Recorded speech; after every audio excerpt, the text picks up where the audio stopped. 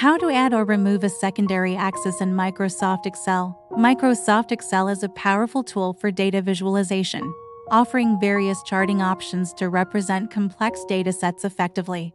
One of its most useful features is the ability to add a secondary axis, which helps in comparing to different data series with distinct scales. We explains how to add and remove a secondary axis in Excel step by step.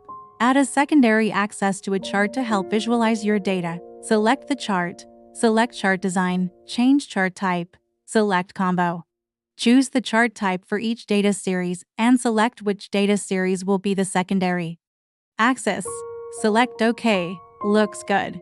Adding or removing a secondary axis in Excel enhances data visualization, making it easier to compare different metrics by following the steps outlined above.